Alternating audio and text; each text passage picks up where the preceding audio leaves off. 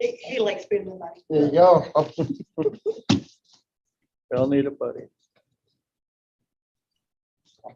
I'm calling the meeting to order. I'm not used to doing that anymore. I just kick back and let Tobin run the show. All right, this is your show. Yeah, yeah. Okay, so we are recording and we are live streaming one at a time. We are ready for All right.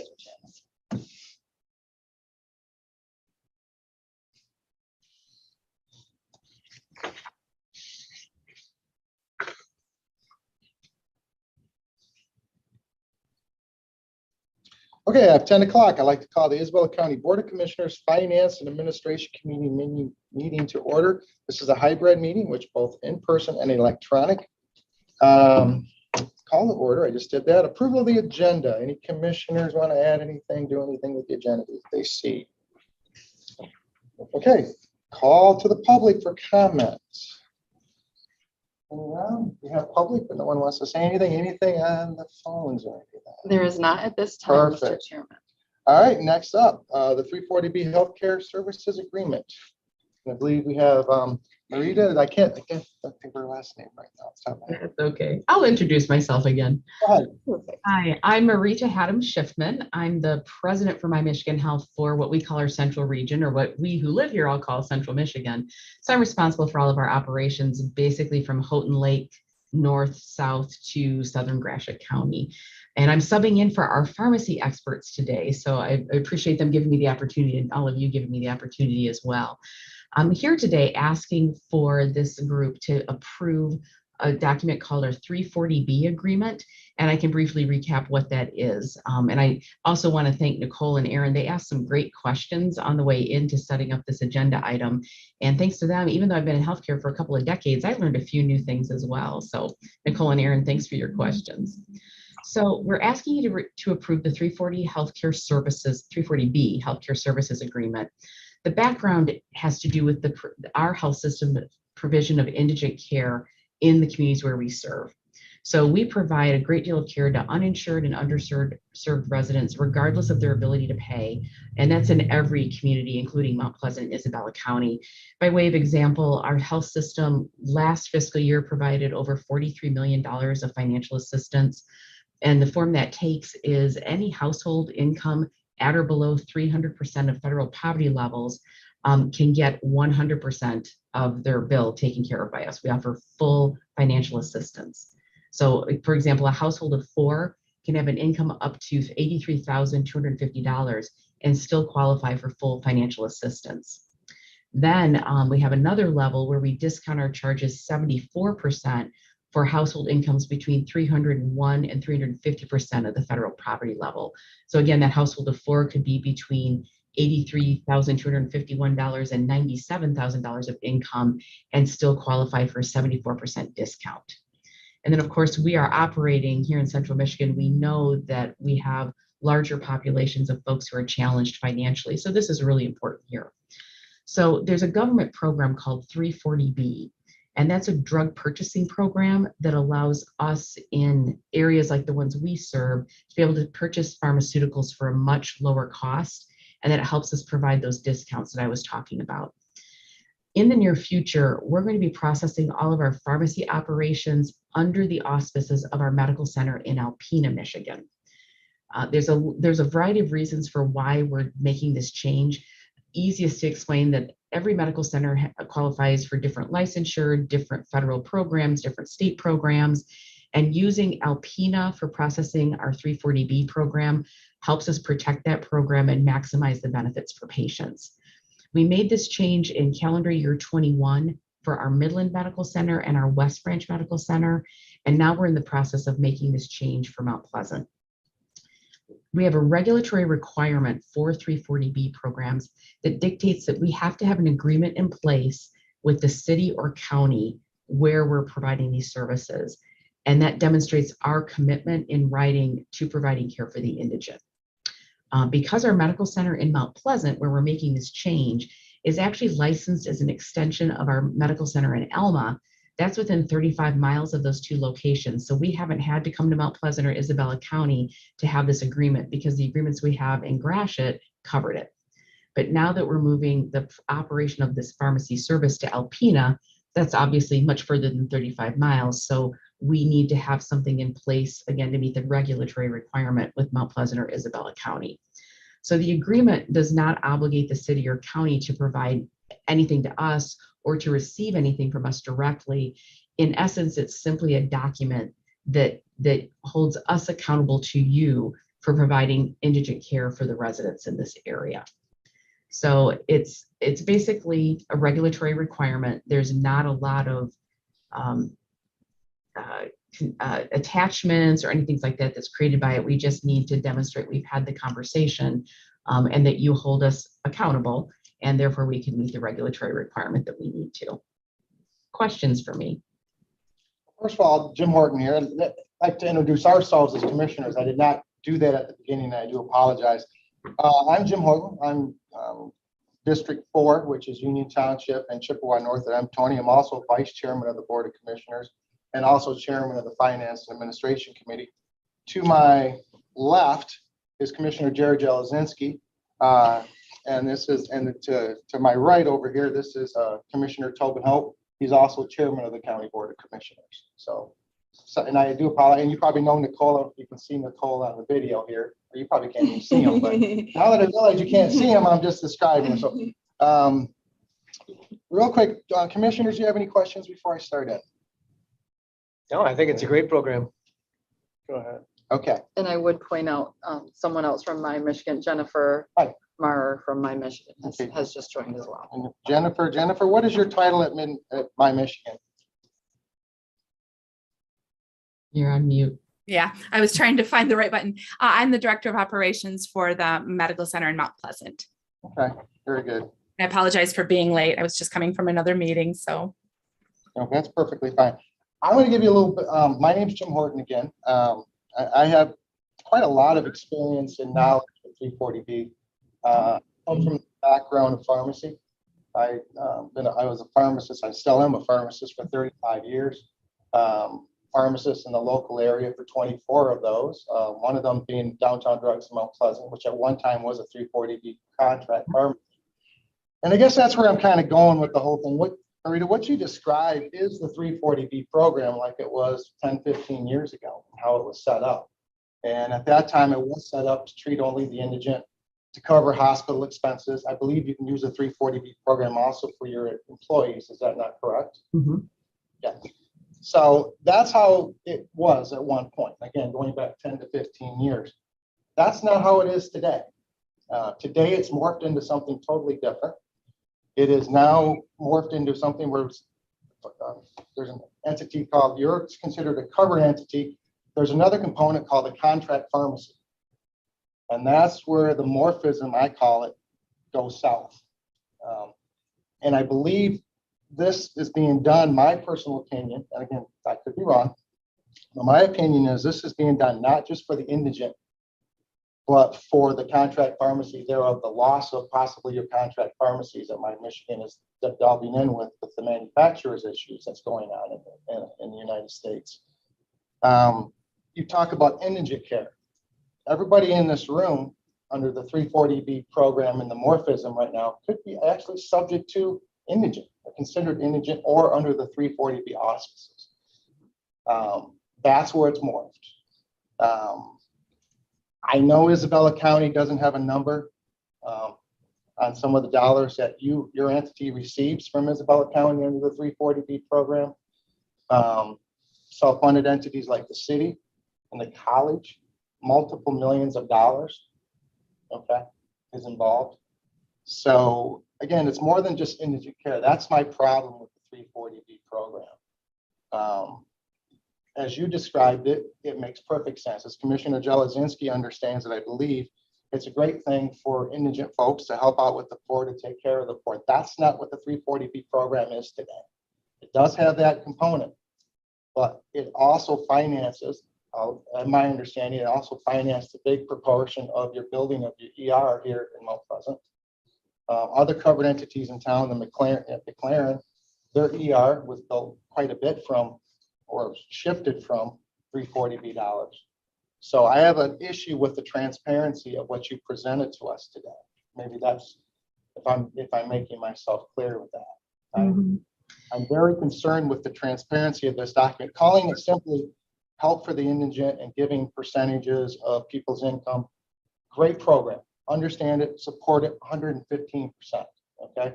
But the morphism where it went to with contract pharmacies has gone completely south. It's a complete, and I have given presentations, national presentations on this.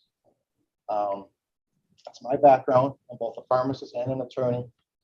And I completely understand the 340B program and how it's morphed into something that most entities are not, and I say entities, most, at least the self-funded employer groups, if they are aware of it, they're not doing a whole lot about it. In fact, and when they do try to do something about it, legislation's passed protecting the 340B program. And that's what's going on in Michigan right now, is that there was recent PBM legislation passed, and that legislation mixed with the manufacturers trying to gather data to determine how much 340B dollars are being spent and how much they can capture on some of the medications.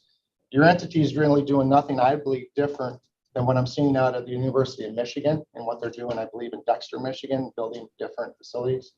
I believe Spectrum down in Grand Rapids is doing something similar, bringing all their 340B back in-house because you're losing your contract pharmacies. And the playoff on the contract pharmacies, I believe Myers here in Mount Pleasant, Walgreens in Mount Pleasant, are at least two of the contract pharmacies. And I think they're going to see a decrease in their volume and their business, which could, again, reflect upon our community, but that's a whole different matter for a whole nother day. I'm just concerned with what you presented here and stating that it's for the indigent, when truly, yes, it is in theory, but it's well beyond that. And it's millions and if not billions of dollars. So not just necessarily of my Michigan, but all over the United States. So 340B program is way more than what you've described. And that's what concerns me when we have to sign a document on a county level, not getting the full presentation of it. Okay, well, clearly we need to have our pharmacy experts present this, and they weren't available today, so we can schedule a different time to do that.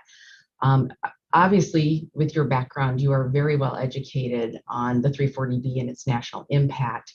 I can't align with some of the characterizations that you've stated about how we build our medical center of the future here in Mount Pleasant and how we finance that and all, or even how we go about providing 100% free care for a huge number of people, or the 74% discount that I described.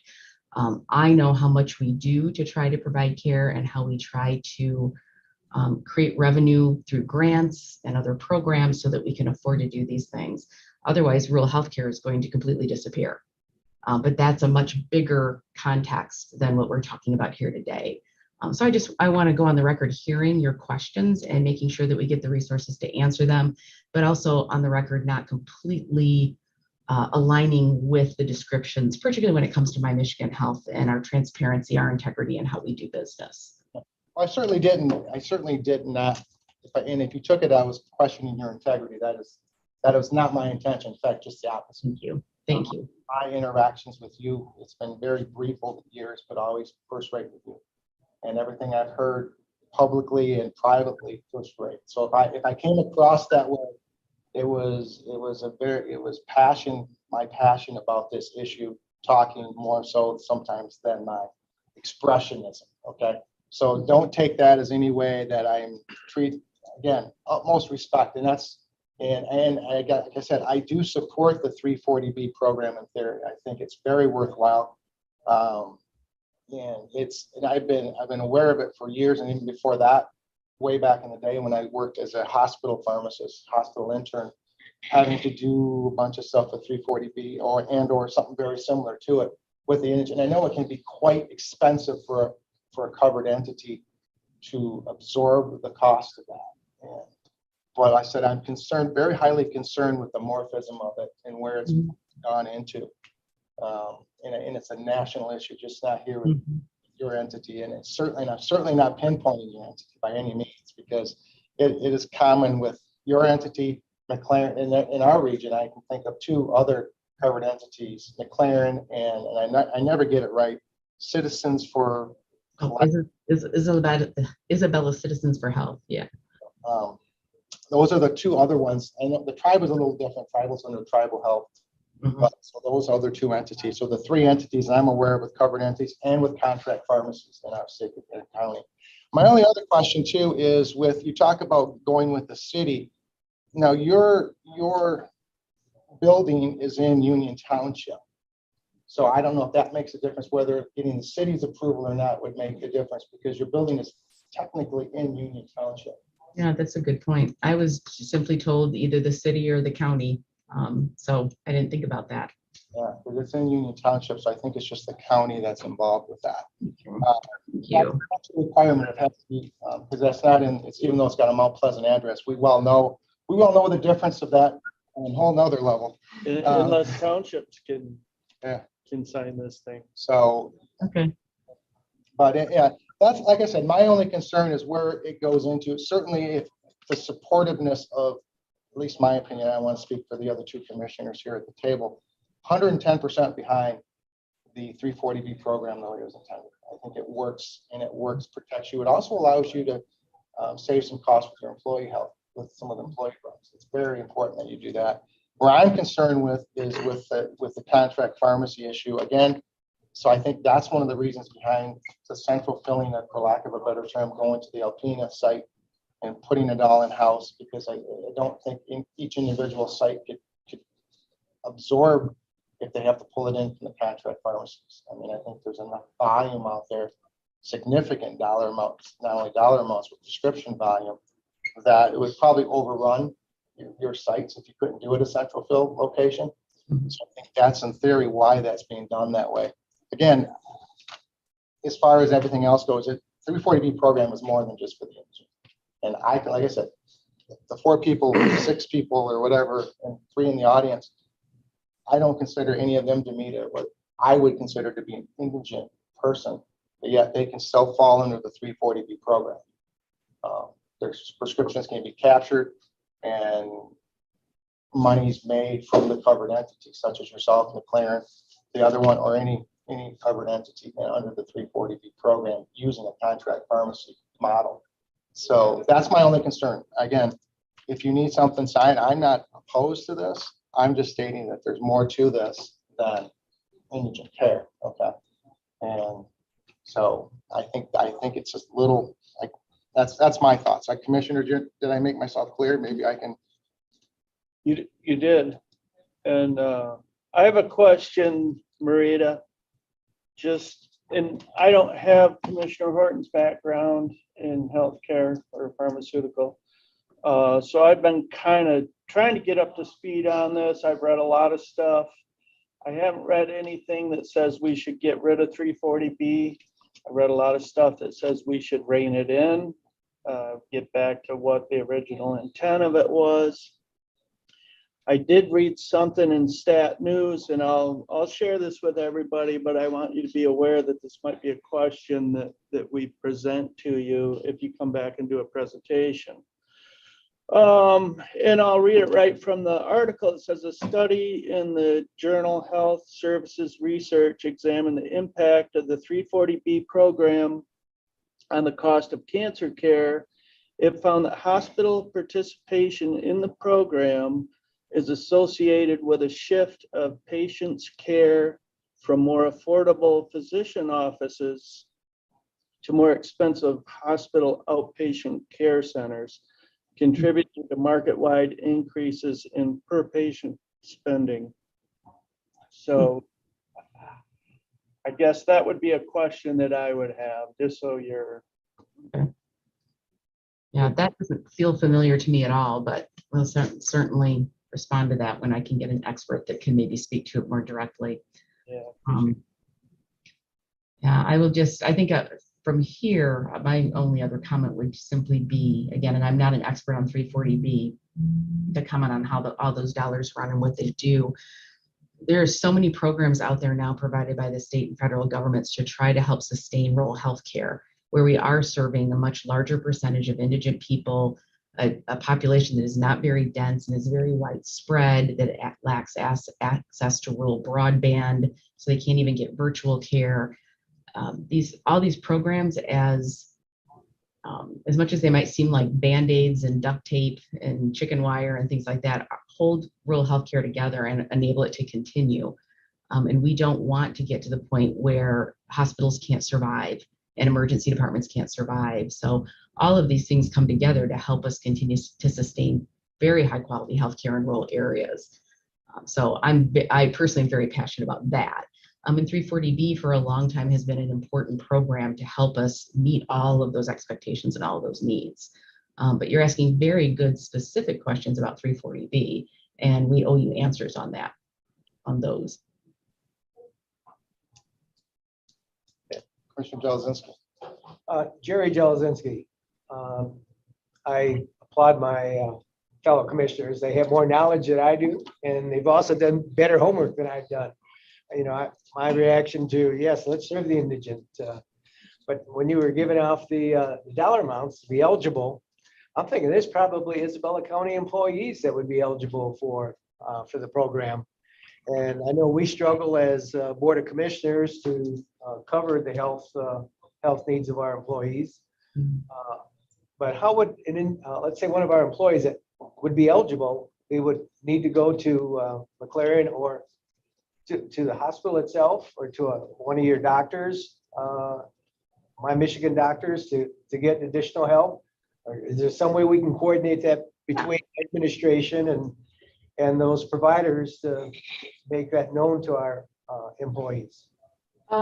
Yeah, thank you. I can't speak to how McLaren does it. So there's 340B and there's lots of other grants and things that are out there to help with everything from free mammograms to colonoscopies and that kind of thing. So generally how we approach it at My Michigan Health, when a patient appoints with us, we are doing essentially a soft credit pull and are already identifying up front where that patient may fall in terms of eligibility for help. And that carries on through their process with us. So it used to be that you had to know about these programs and ask for help. And I think probably it was pre-pandemic, so it must have been at least 3 years ago, we changed over how we did this and said, let's get proactive and let's go to that patient and tell them, hey, you qualify. And therefore, here's what your bill's going to look like. And here's what we can do for you. So in general, that's how we approach everything. And then as we're working with a patient, particularly in cancer services, there are a lot of extra funds out there to help people with cancer care. As we identify those people, we have case managers, patient navigators who identify those patients, then help guide them to where they can get assistance. So going into the pandemic, the number one issue healthcare nationally and here locally we're facing is people telling us they need healthcare, but they can't afford it. And that's why we designed Mount Pleasant the way we did, but that's a whole nother conversation someday. We're doing everything we can to get the cost out of care for patients. The pandemic has really complicated that, but we've got to get back to working on that again once we can fully recover from what COVID's done, not just our industry, but everybody's industry. Thank you. Commissioner Jelezinski, I can probably chime in a little bit on your question. If you're talking about Isabella County employees under their prescription drug plan, okay, how that will work is if you want to, you'll never know if you're a 340B eligible patient on the way it works right now. Because what you have to do, I'm not gonna pick on My Michigan. That's a bad term. I usually use examples. How's that sound? You basically have to go to either the clinic here or one of the Mid-Michigan or My Michigan, one of their facilities. Okay, that's what fits under their umbrella. And if you use one of their prescribers, then you can fall under the 340B program. So say, for instance, you go to Myers to get your prescription filled. And let's say it's for Lantus insulin. I'm going to use Lantus as my example throughout. You get a prescription for Lantus insulin. You take it to Myers. You're going to be probably under the auspices of a 340B. Okay. And more likely, even though you'll never know that you're a 340B patient. Okay. What happens is, let's say, for instance, the cost of that medication is $100. And say the county was a self-funded entity, which we're quite an amorphism, so we won't go into that. We'll pretend we're a self-funded entity, which means we pay for all the prescription drugs. We pay out of pocket all the costs of it. So let's say Myers can buy that medication for $100, okay? The county will pay Myers $100 plus a certain fee, we'll say $5, okay? So the county will pay Myers $105. What happens under the 340B program is that the covered entity, in this case, my Michigan, my health can purchase Lantus insulin. I'm going to throw a dollar amount on that, $5. They can purchase that drug for $5, not $100 under the 340B program. So what they do is they contract with Myers to work another contract outside of the third party payment. So what they do is that $105 that was received, okay, and we're assuming zero copay out of your pocket. So I'm not going to throw another number in there, but $105 that Myers received, $5 of the cost. This entity, the covered entity, will provide the Lantus insulin to the contract pharmacy, okay? And in turn, the contract pharmacy will take that $105 and give it to my Michigan, okay? So $5 versus $100, that $95 spread.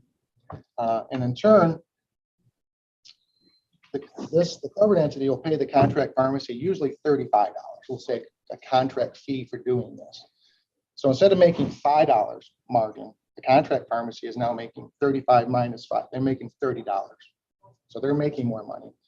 The covered entity is making quite a bit of money. They're making the $5 versus the $105. They're making plus the spread. They're making about anywhere from $90 and $95 in that example. Who loses in that example is the county. The county is not receiving any benefit from paying for the drug costs. So the drug costs will always increase. There's no benefit to that. Where it gets muddied even further is if you're paying out of pocket. Let's say you have a copay involved, and that copay is going $20, $40. That where you could start feeling the pinch of that if you happen to pay a $40 copay every time. Different issue. But that's how the margin is made, not with the poor, but that's where the margins is high dollar amounts. Extremely high. I know when our pharmacy was involved in the program for a very short period of time, we were told by the contract entity, not by Michigan or not in Michigan, from another contract entity, that they anticipated in 1 year from a small little pharmacy like ours, they can make $350,000 from doing that, just by doing that. So that is in a nutshell how it works with contract pharmacies. So it's more than just indigent health. It is a tremendous revenue generator. So it gets away from helping out employees. It's a revenue generator.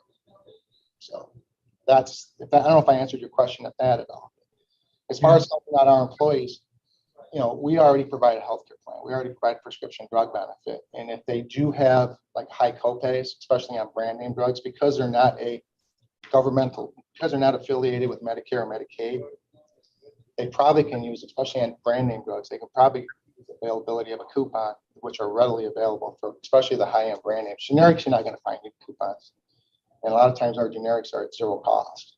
Usually don't pay a lot for our generics on a copay basis. But anyway, I'm digressing. I don't want to take up any more of this meeting on that. But it's just again, I'm just a little concerned.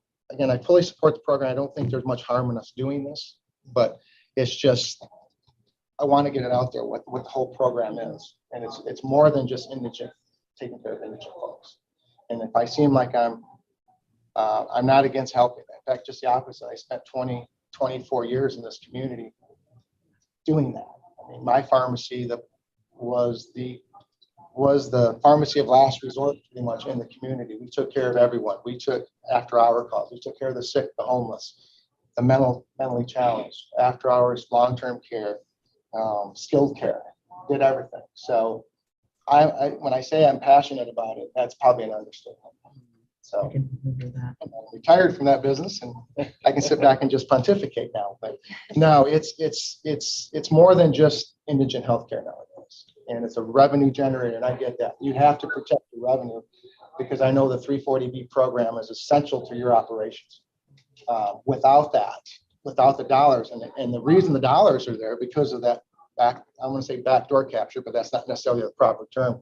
Is that separate contract arrangement creates the large funding for your program. And you need that because I've seen numbers and reports out there that a lot of hospital systems or rural hospital systems would be in significant financial issues without the 340B program. Absolutely would be. Because when I talk about 74% discount or 100% discount, we're talking about hospitalizations. We're talking about people who are in COVID critical care, people who need surgeries. And so it's even one thing to discount a prescription, it's another thing to discount an entire hospital stay at that magnitude. So we are constantly about, where do we make money? There's orthopedic surgery is usually creates revenue. Obstetrics usually loses money. So you don't just stop doing obstetrics. You do what you can that generates revenue so you can cover the things that people need that don't generate revenue. So, the pharmaceutical aspect of it is one lane where we, from a medical center side, are looking at all of the services that people need and how do we make sure that they're all available, particularly in a rural setting, including especially the ones that are vital for health, but don't generate any kind of revenue at all. And right now, what's going on in the market right now is the drug manufacturers are really playing a big part in this program, and why you're having to do that, because they're not discounts associated with the 340B at the contract pharmacy levels. The other problem I have, probably more significant than that, is like my example, the payer in this example was Isabella County. Other payers, self-funded entities. The city of Mount Pleasant is a self-funded entity. CMU is a self-funded entity. I'm wondering if they're aware of the amount of revenue that is generated under a 340B program contract and covered entity contract pharmacy relationship. What revenues from their employees are generated. I'm guessing between just those three entities that I mentioned, and covered entities are at least pulling in several $1 million a year just from those three, not necessarily your group alone, but between the three covered entities in this community, I bet you, that's not a good term, at least several $1 million per year between those three covered entities. And I'm being very conservative in my estimate. So multiply that out. I know CMU's sometimes struggling with finances. I know the county would love to decrease some of their healthcare costs, but our healthcare costs aren't going down either. I mean, we're paying more and more for prescription drugs, either through direct self-funded or through higher healthcare premiums. So the 340B program, I understand with that entity, with your covering your costs through the 340B, a revenue generator, but without lowering prescription drug costs so the people are paying it out of pocket, sooner or later, either going to start dropping prescription drug coverage, requiring more of employees to chip in to cover some of the expenses. So that's where it's morphing into, keep using that term, that's where it's progressing. So there's a lot, like I said, there's a lot of issues with the 340B program. I don't think most entities who pay for prescriptions, the self-funded entities, are aware of the significance, especially in our area. I think only a handful of people in this area is aware of that. I don't disagree with you, but you could take that conversation on to the pharmaceutical industry then and say, why do drugs cost so much more in the United States of America than they do in Canada and Africa and all of that too? I mean, unfortunately, it's just a really twisted system that we work with. I can, again, 100% agreement with you on that. Yes, exactly on that. Again, not picking on your entity, you're doing what you can do to offer your services. And if there's a system out there that you can work within, but I'm just telling you my feelings on the 340B program. So this is a fascinating conversation. I'm loving it. So okay. So my question is for the finance chair, where do we want to go with this? Do we want a more thorough presentation, or what do you want to do with it? My thought is I grasp the concept of the central fill location, and the contract pharmacy is not going away. I mean, I think what you're doing is you're shifting the filling is, but the prescriptions being sent up there, yes, they're being filled for indigent patients. I get that. But I think the prescriptions, the bulk of the reason why those prescriptions are going to Alpena is because you're probably pulling the prescriptions away from the contract pharmacies. That's the whole thing I'd like to see presented. If you can tell me that that's what's going on, I'm in more support of this than just saying it's for the indigent, because I'm a little concerned with just that term. I think there's way more to this program than that. And I think the reason why they're going to Alpena is because they're pulling away from the contract pharmacies. That's my flat. It's not just filling it out of the ER room, out of the urgent care here.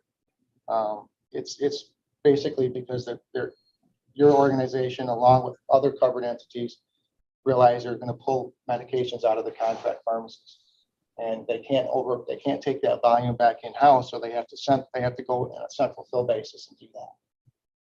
That's I see the underlying reason for this, not just supporting the indigent. And that was my whole, when I talked to the administrative controller, I shared that with her, is I need to see more transparency with that. Sure. And Yeah, my simple way of having put it was simply, if we don't participate in these programs and other programs like these, we can't discount care 100% and 74%. But you're asking very appropriate, very specific questions, specifically in the world of pharmacy. And we can bring back our pharmacy folks to answer those questions. Should that be the next finance committee meeting, or how do we go about doing that? You put a date to us on June 20th, and if that was the date, our next meeting is June 21st in the county meeting. So we would already not need to meeting. If it's not a rush, I think probably better to do this in finance now that the three of us here are more into it. And then what happens usually with our system is we work it through our committees, and then it goes into our work session, and then from there all the commissioners chime in. So I think I'd like to have more, probably an in-depth discussion through a finance. I mean, this took 35 minutes. We could probably shorten it up to 20 next time, if not even that. Because like I said, I would like to see just more transparency in why you're moving it, other than for the indigent. Okay. So. Excellent. We will get on it, and we will come back to the next finance committee meeting. All right, well, thank you. So I guess then, gentlemen, I will make a motion that we table this until our next finance will probably not be possibly not until July. Will that be okay with your schedule? It needs to be, because we want this to be thorough, and we want you all to be very, very comfortable, and that's most important. I heard the Ron Burgundy in my ear over here. I believe it's July 12th. That will be our next finance and administration committee, possibly, unless we decide to hold our first. We usually cancel. The reason we're doing it so late in the time frame is we usually cancel out our first whole board meeting in July. It's kind of like the board's vacation, and that is still planned. So there's no reason to hold a committee meeting. We only hold committee meetings before the next board meeting. Right. So sometimes we'll have stacks of papers up. The Commissioner Jelazinski likes to go off on hours on tangents. So no, I'm just kidding. So if you're amenable to that, I'm certainly amenable, and I'm also amenable to talking with you or anything like that, meeting or talking with your staff too in regards. If I can educate myself on this too. Okay. But yeah, thank you. Thank you very much. It was good to see all of you. Thank you. I'll just say that I think we kind of blindsided you with all this. I apologize for that. I do appreciate you being here. And I will share that article with Nicole, and she can get it out to you, the one that talks about pushing patients into more expensive care centers, and so that you have time to digest that and respond to it. That would be great. I will second the motion to table this to our next finance and administration meeting. Further discussion? All right, hearing and seeing none, all in favor say aye. Aye. Opposed, the same. Thank you again very much. You take care. Thank you. All right. Next up, consider approving budget amendment 2022-09 fiscal year budget adjustments. Nicole, I'm assuming this is you. Yes, although I was gonna give it away to Steve, but yes, this is me. I just had Oh, things Steve's next up. misordered.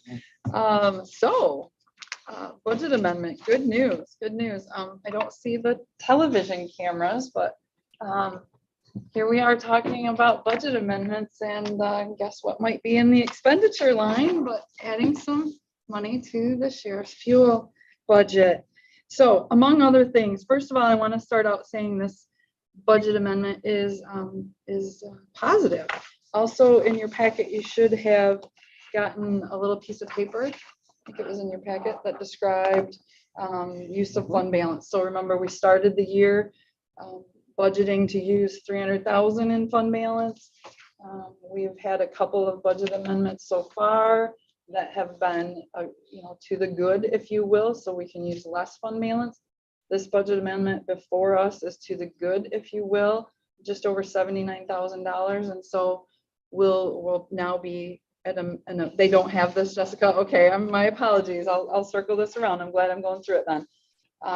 So to end the year with fund balance, I shouldn't say end the year, right now in fiscal year 22, we will use instead 132,000 of fund balance instead of the 300,000 that was originally budgeted. So if you want to take a look at that, please, you can pass that around. My apologies. I thought it was with the budget amendment. So good story.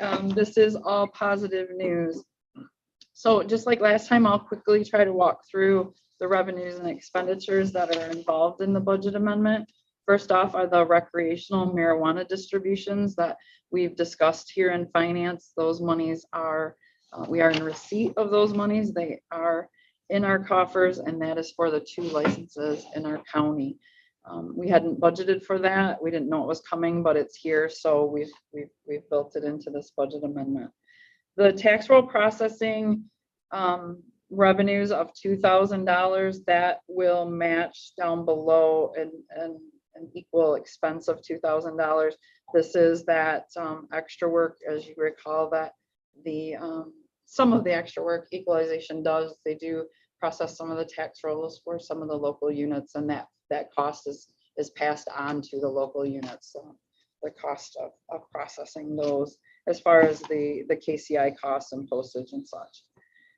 Going back up to revenues, I wish that Register of Deeds Karen Jackson would enter the room so I could thank her for the fantastic revenues that she's bringing in this year. Things have really been ramped up in her office, and they continue to do so. Real estate transfer tax, we're adding just over 53,000 to budgeted amounts, which is fantastic.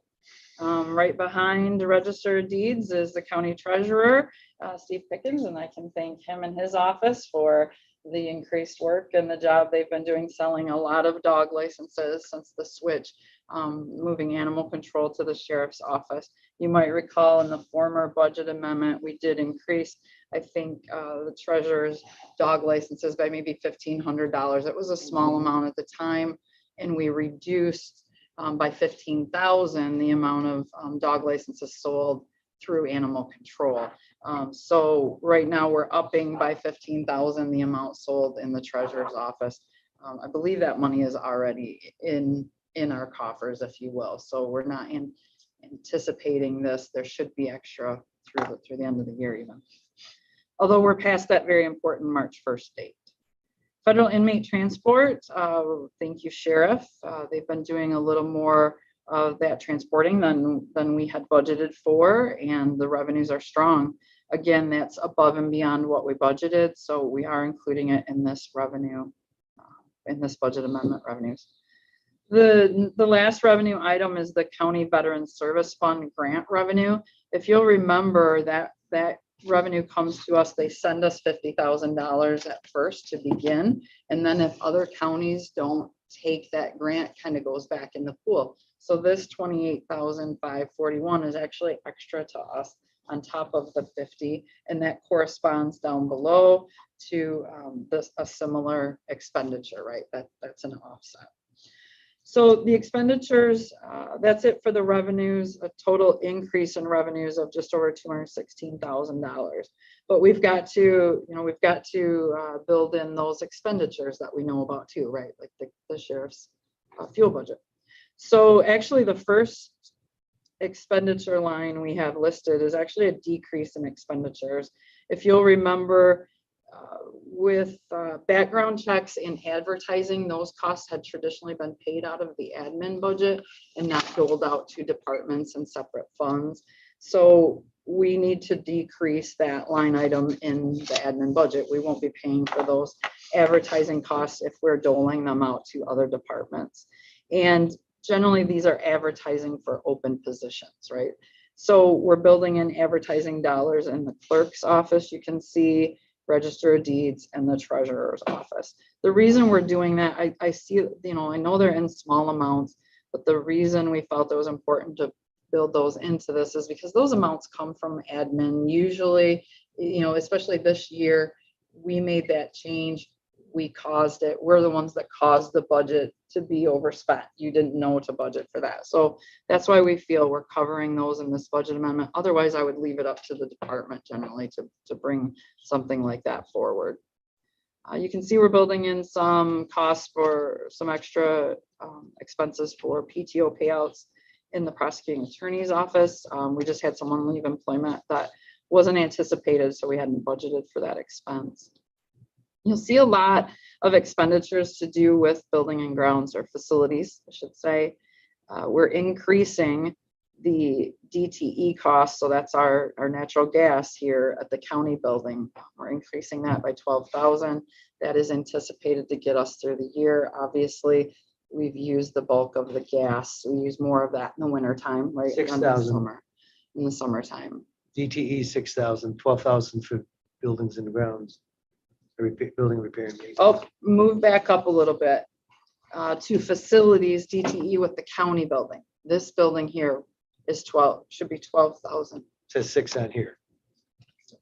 No? No, Just she's on- move she's on the up a fac- couple. You're looking at court building, Jerry. Oh, okay. I'm sorry. No, Go ahead. I'm glad. Yep. I'm glad we pointed out.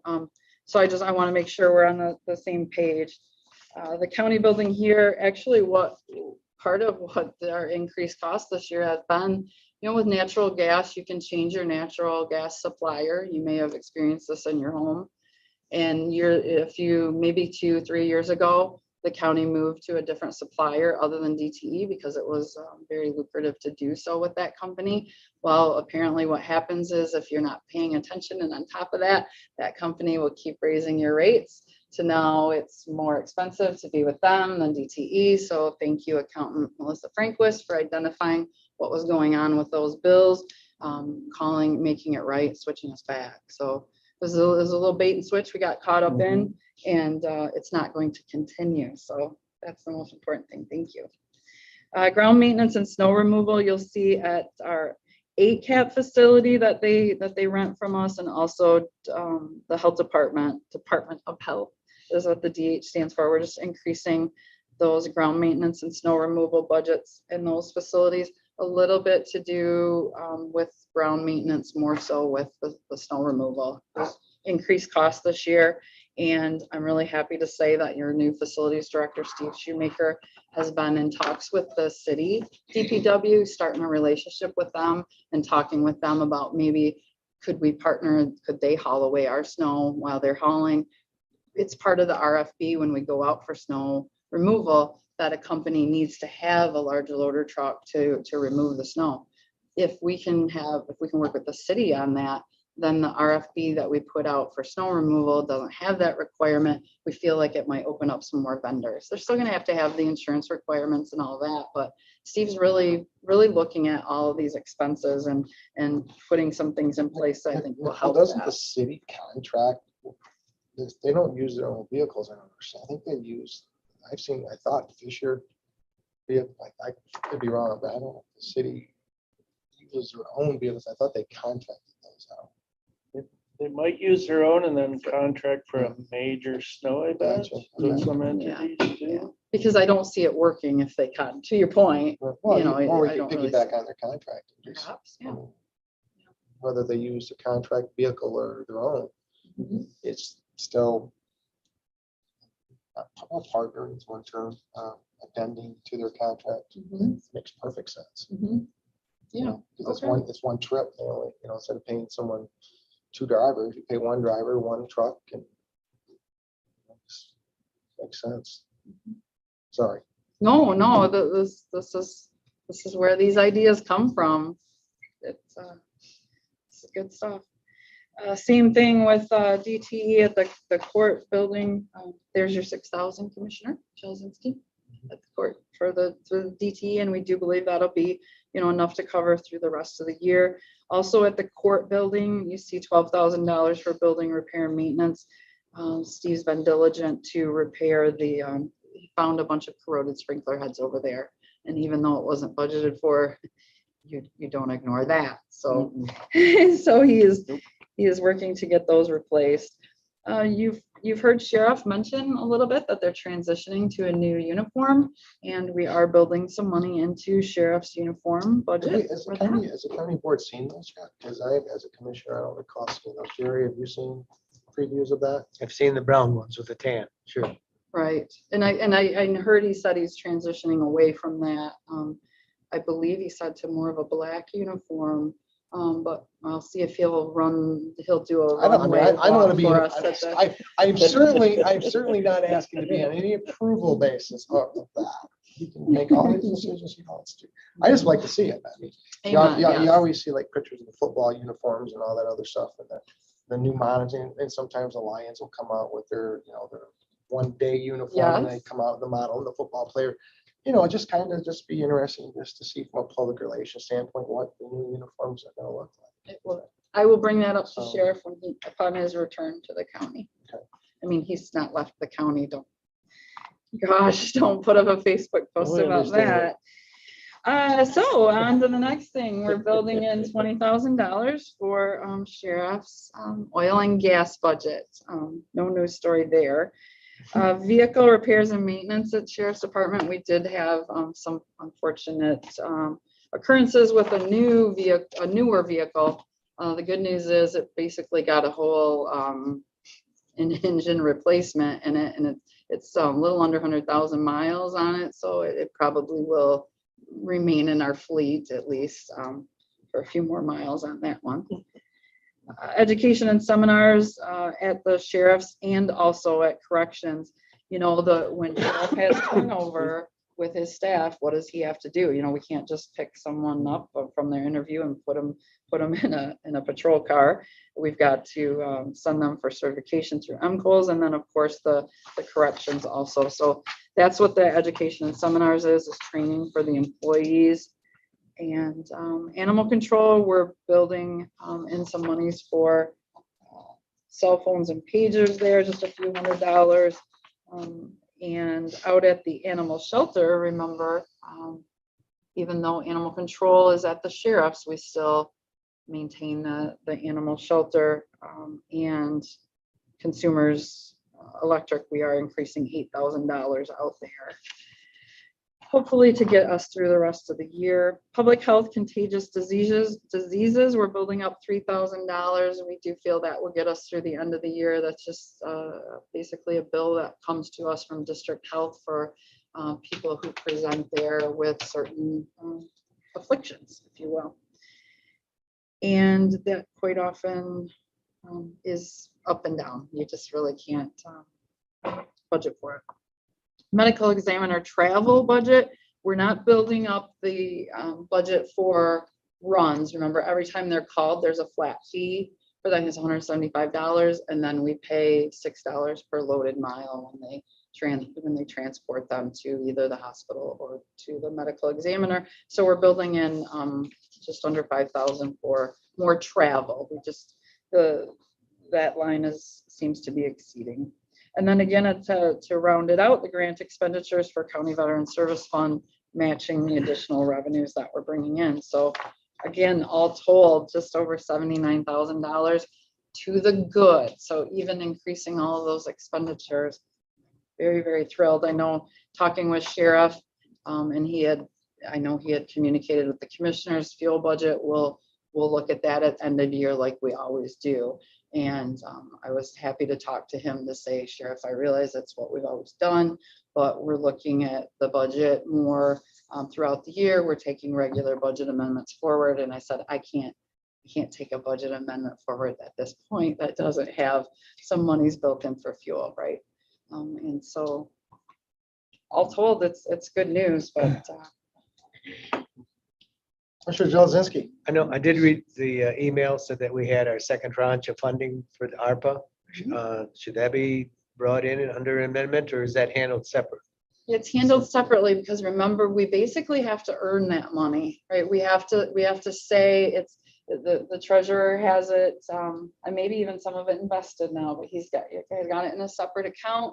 And until we say we're going to recognize that revenue by covering public safety payroll or purchasing a HVAC system, until we do that, we can't bring it into our books, if you will. We haven't earned it yet, so.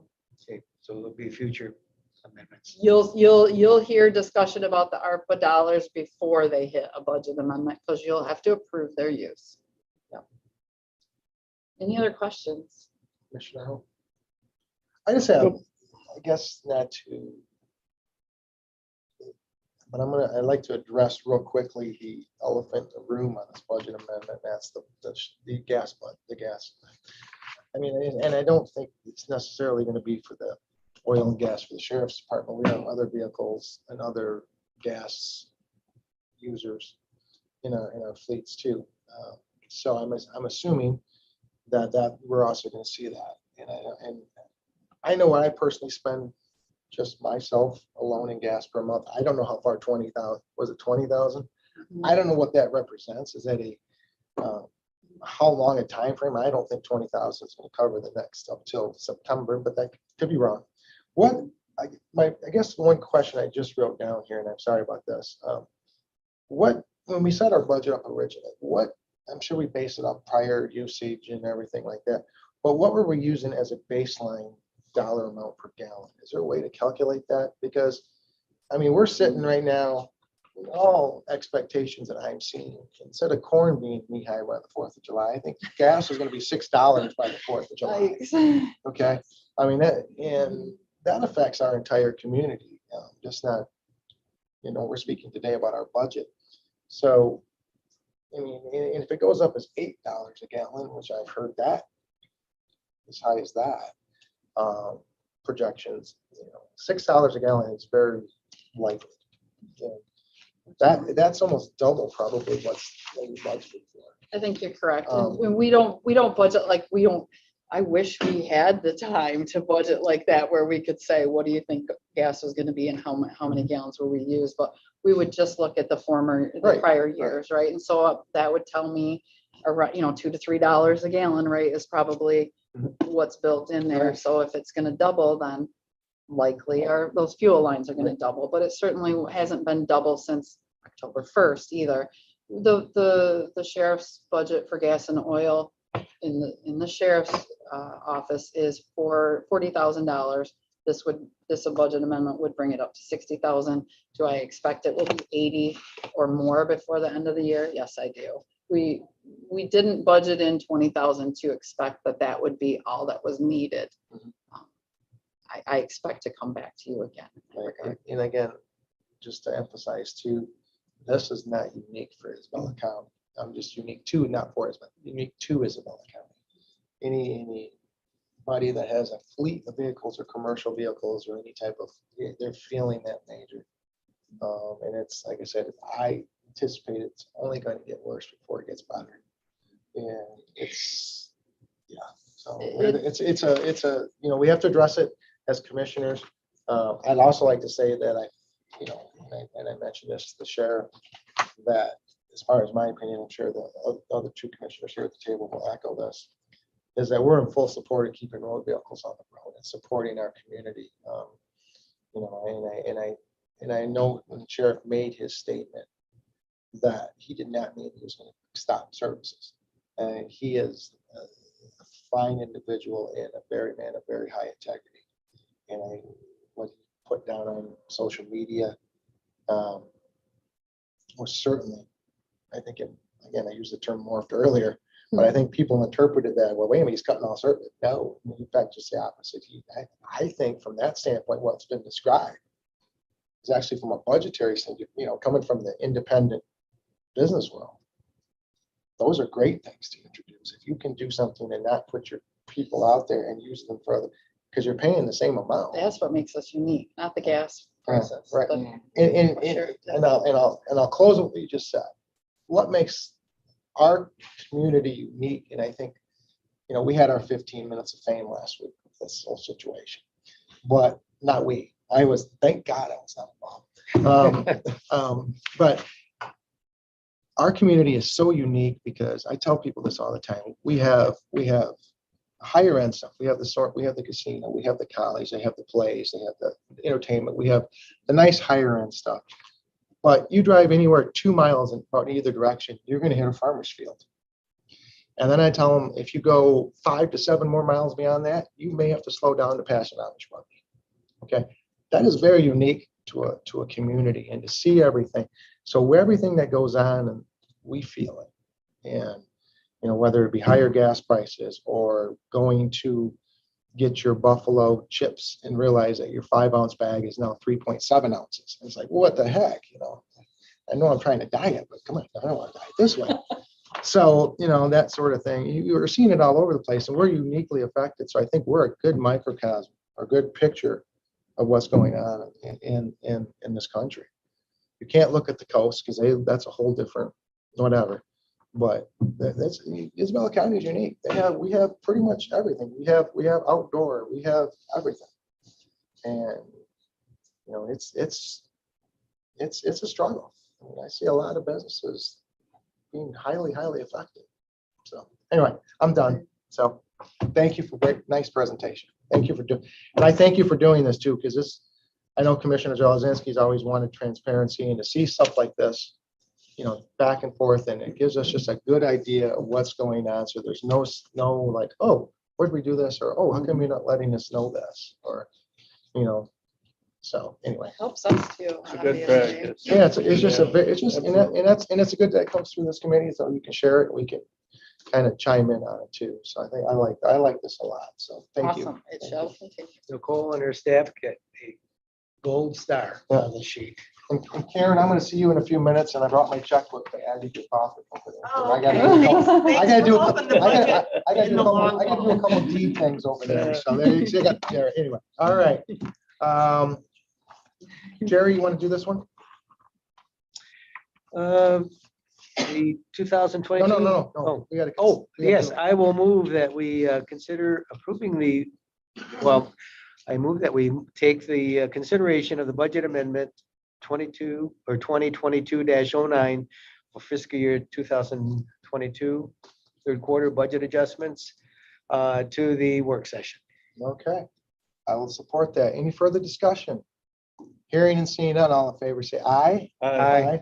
Opposed, the same. It will carry. Question, just as Steve Fickens makes his way up here. Question as far as procedure goes. I mean, we've never done this, but should we always introduce the motion, then have the discussion? Because, I mean, again, it's all formality anyway.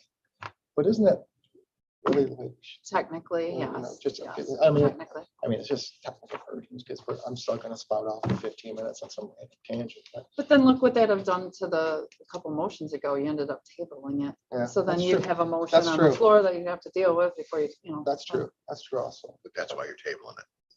Because of the yes, because of the discussion. That's According to Robert's Rules of Orders, that's the way it's supposed to work. Yeah. What, do what? Motion and. motion and then discuss.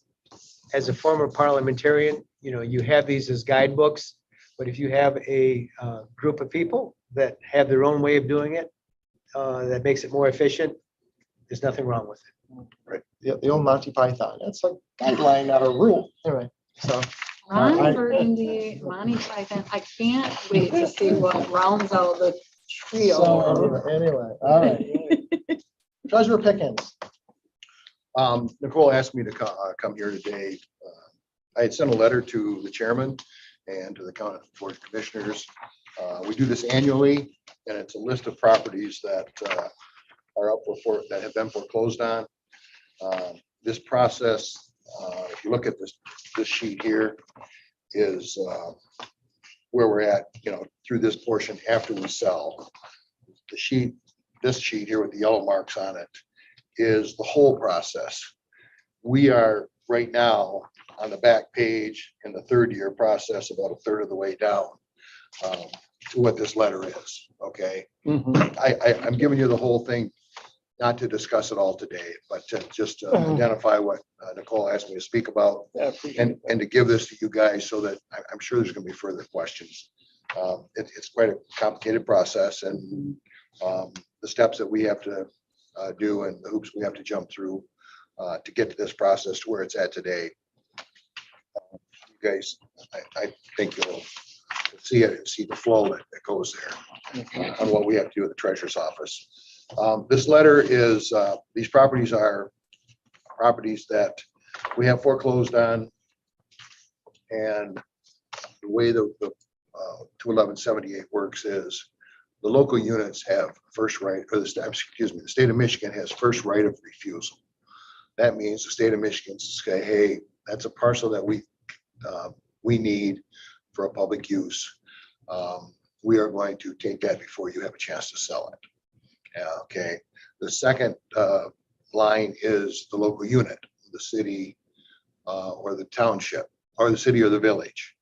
The township comes third where there's a village parcel in there. The county comes fourth on this line, and that's what this letter is. And then after that, they have those that have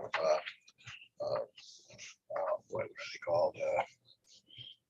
Anyway, they have a right for refusal also to take the properties.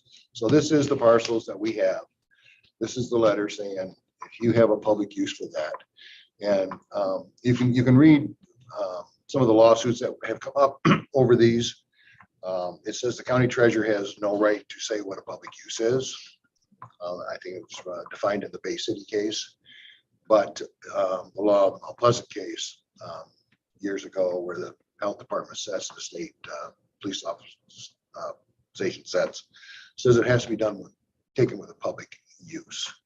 Okay, and once it's not used, in our case here, we're not using the property that we purchased. We probably have to put it on the tax roll to be taxed.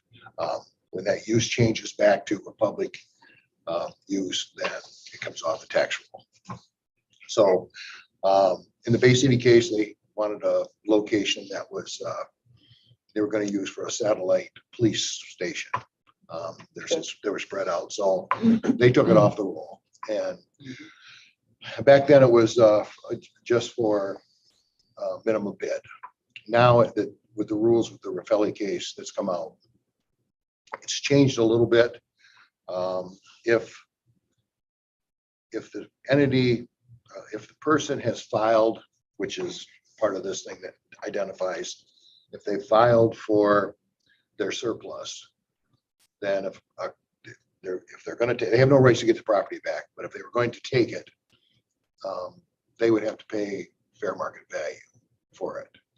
If the person of the property that was foreclosed on or the interested party decided they weren't going to try to get the surplus, then the local units could get it for the minimum bid price, which all that does is cover our cost.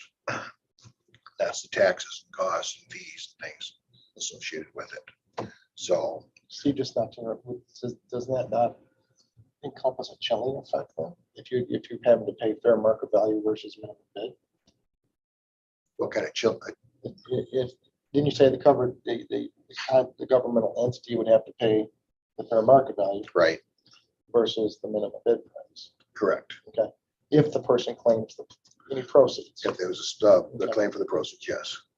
would not that chill, let's say Isabella County, I'll use Isabella, chill Isabella County from going, well, we could get this property, say, for $5,000 minimum bid price, but if we have to pay fair market value over $100,000, Well, would that chill our reason to buy that? well, originally, it wasn't meant to deter anybody, but it was meant to make sure that our costs are covered. If you look on here, you'll see that, we have to make sure that the delinquent tax revolving fund is paid back. Okay.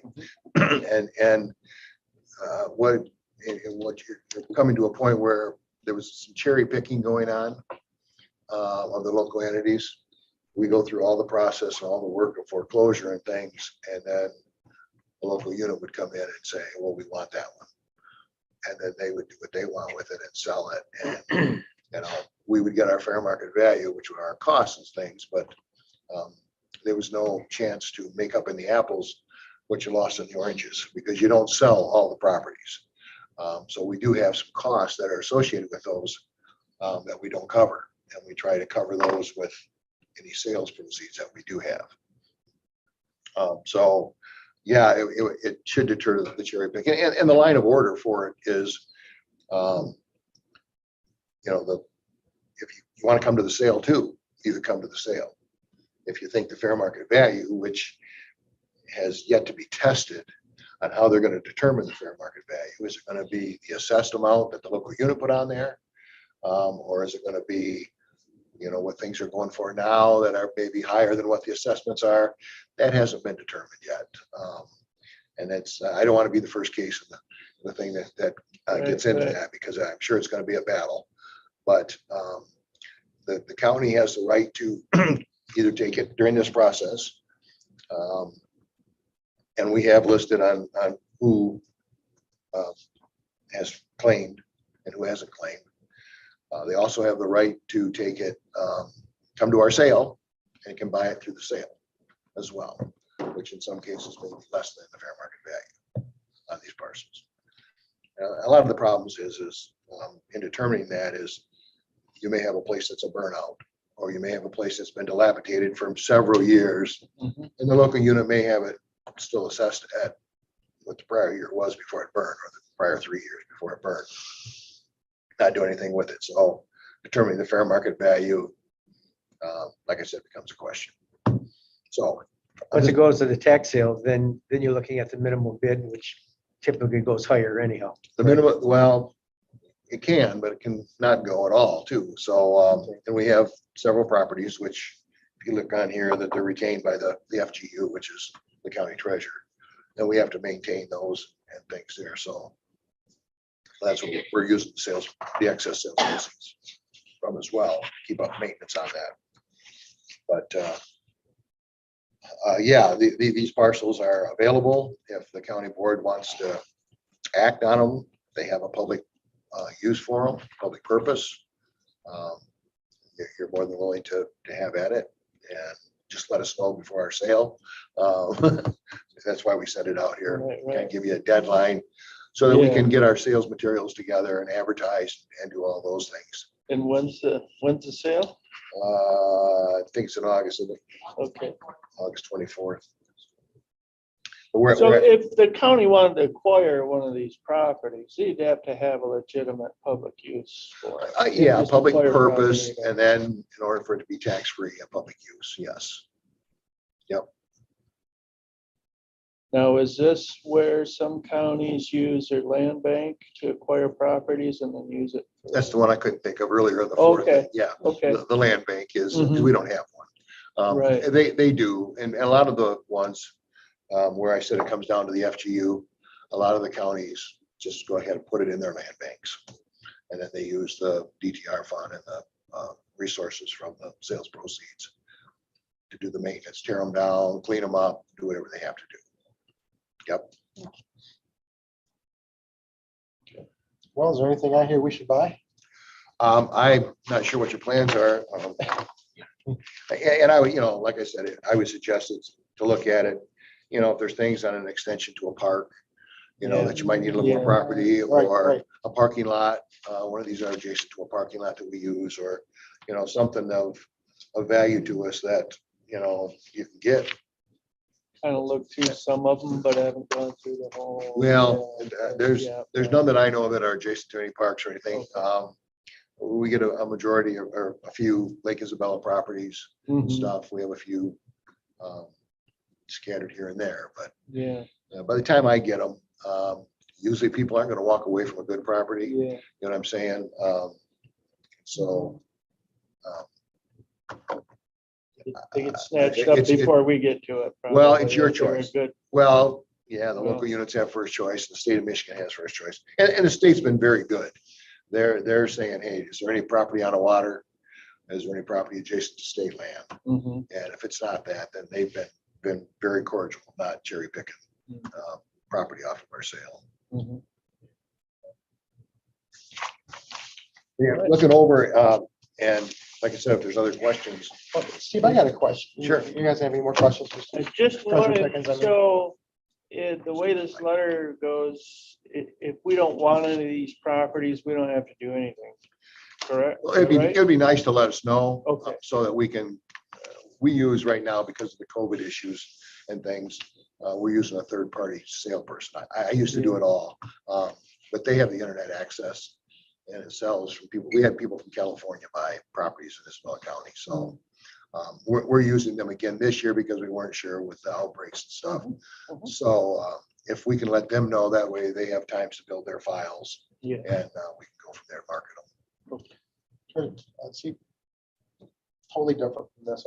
Where are you seeing right now the effects of the Raffelli? I think this is the first year with that form and the process being used versus, what we would have normally captured or received by reimbursements normally versus what the Raffelli response is. What are you seeing?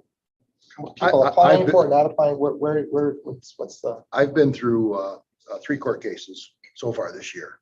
And one was for a couple houses that were foreclosed on. And again, let me reiterate, we don't try to foreclose on anybody. Yeah. We just follow the law, what we have to do.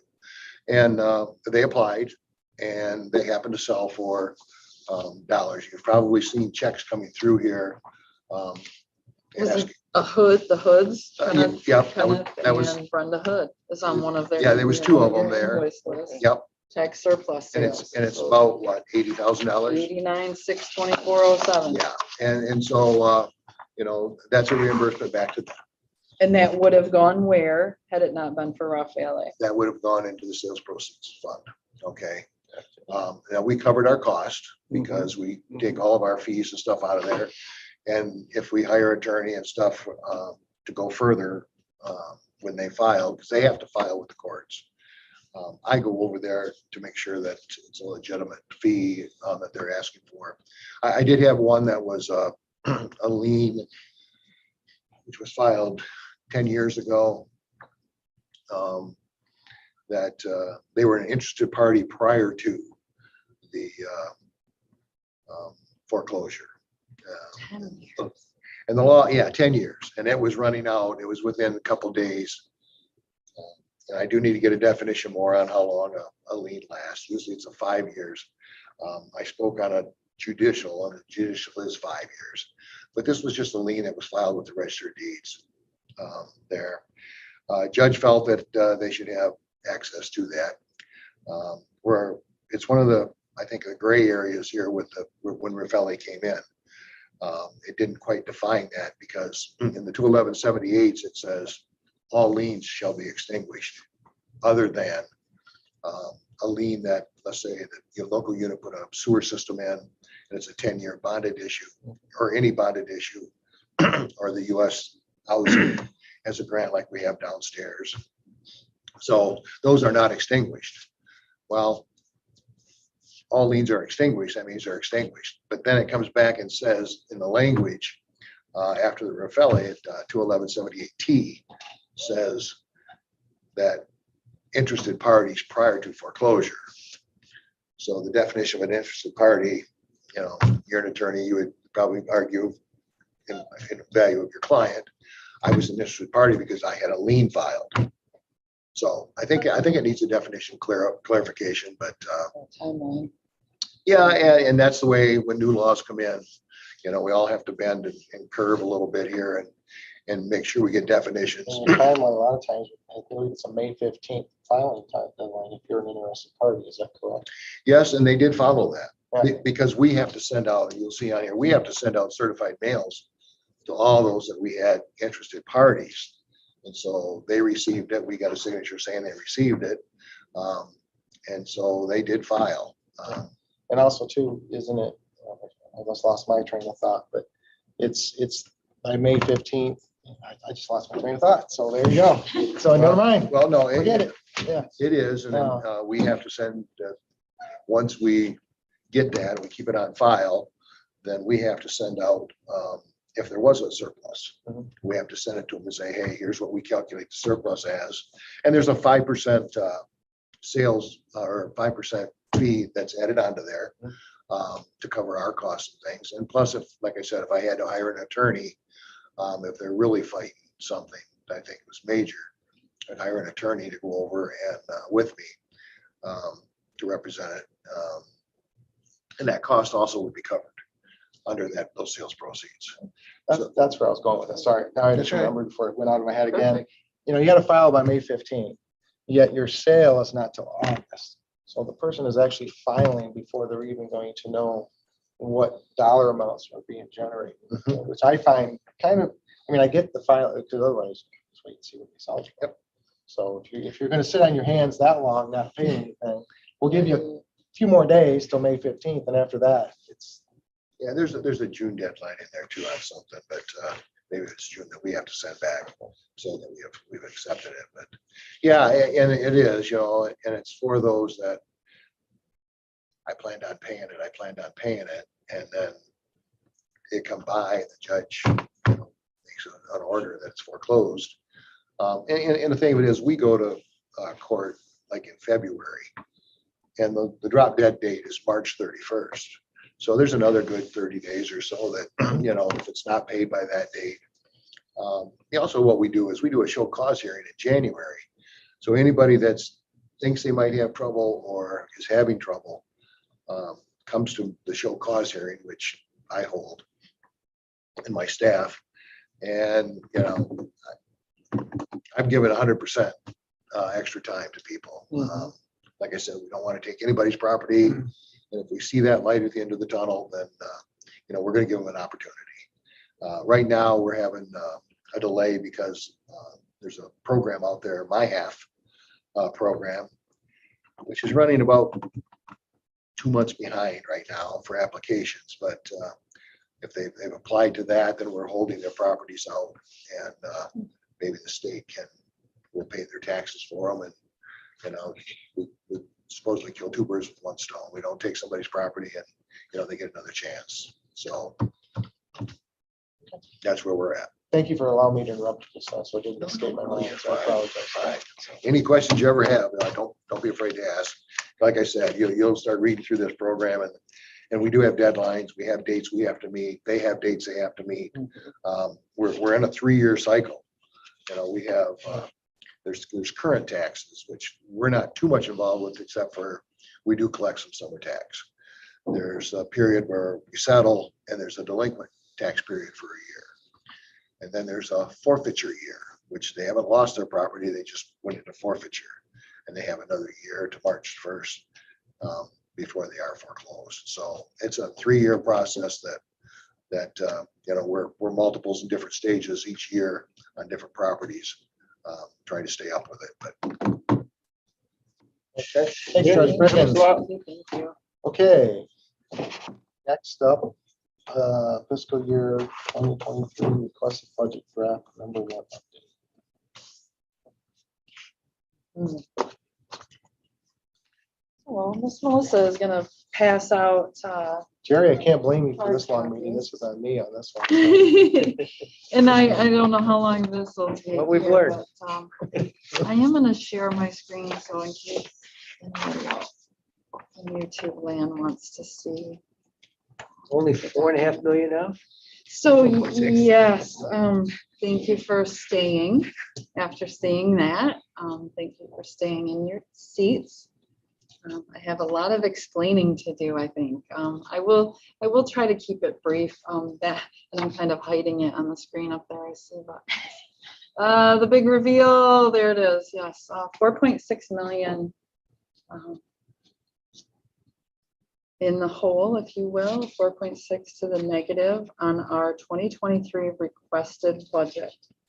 Now, generally speaking, we do not build in the capital requests in the requested budget. It's vetted out before it's built in.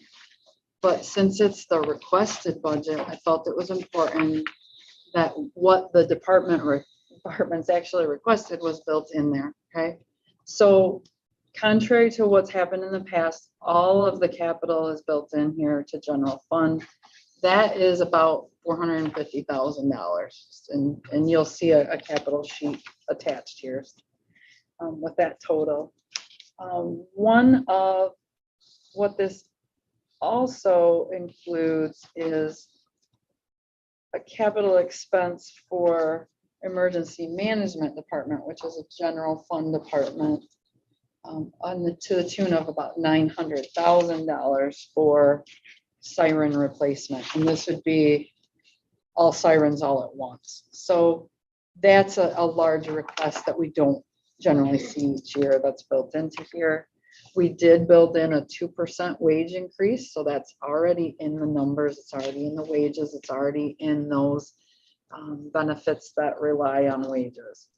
We built in a 10% increase for health costs and our HRA costs on the front end. And we are meeting with 44 North at the end of this month to find out where that comes in. It does look like our renewal is going to be less than that, but we always build something like that in. Also built in are all the personnel requests that came in. When we get to that sheet, you'll see we've had a number of those. Those are already built into this. So while we do have a long way to go to cover that 4.6 deficit, $4.6 million deficit, there are some things feeding that, right? Some things that are not normal, not general. So I just a few things I want to point out on the front page for our general fund revenues. You might scratch your head to think, Nicole, why would the 2023 requested budget for taxes be going up from where it's budgeted in 2022? Because we know the wind turbines are going to depreciate. And so logic tells us that taxes are going to go down. But remember, in the current year, we were very conservative about what we budgeted for tax revenue. So, and we haven't amended that.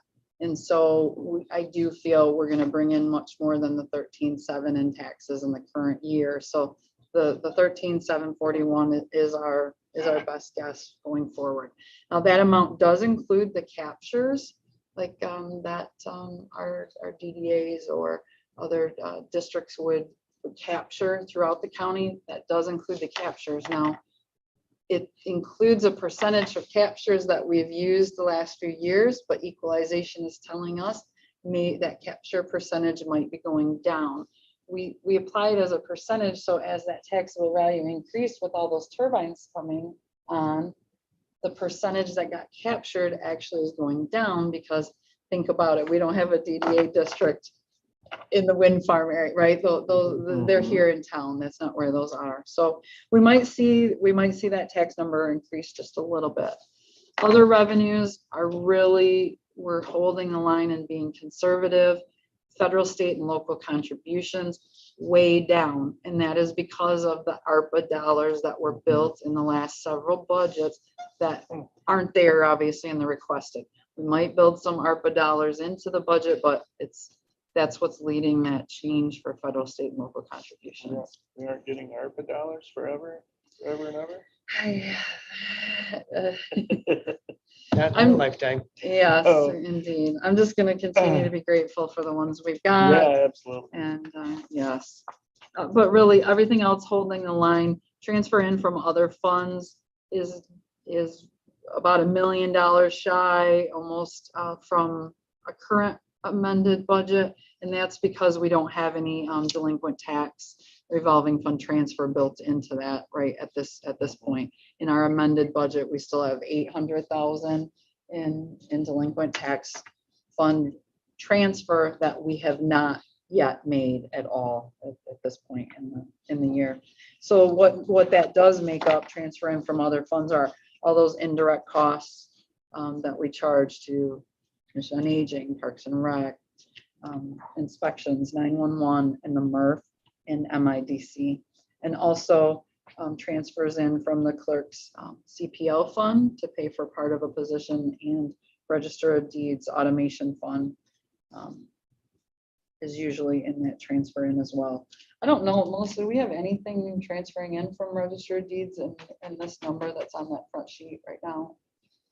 Yes. Okay. So it's usually 50% of part-time. Of the part-time, okay. In hopes that when Miss Karen gets a part-time in there, we can. That we keep. Excellent. Yes, that you keep. Excellent. So if she doesn't get a part-time, or if she doesn't have one, then nothing will be transferred. So. But the expense wouldn't be there either, so perfect, thank you. So that's really the revenue story. On the expenditure side, as you look through all of the departments, they're just really, departments are ticking up. You'll see administration tick down a little, and that's because of some of the changes to staffing we've made and some of the changes to our contracted services. And really this uptick across the board is due to wages. Wages and benefits. It just drives those departments up. I do see prosecuting attorneys down just a little bit, and I would guess that that is due to staffing changes, some higher level longevity employees being replaced by new employees. What's the reason for the Board of Commissioners significant increase? Is that just health? That is a significant increase. I will, part of it is health because, you know, with the 10% increase that's built in, but this year we had a request from, I'm gonna slaughter the name and I'm sorry, Resolution Services Board? How's that sound, Melissa? She's searching for maybe the title of that. Again, this is a requested budget. There's an advocacy group. Resolution Services Center of Central Michigan. Resolution Services Center of Central Michigan. Thank you, Melissa.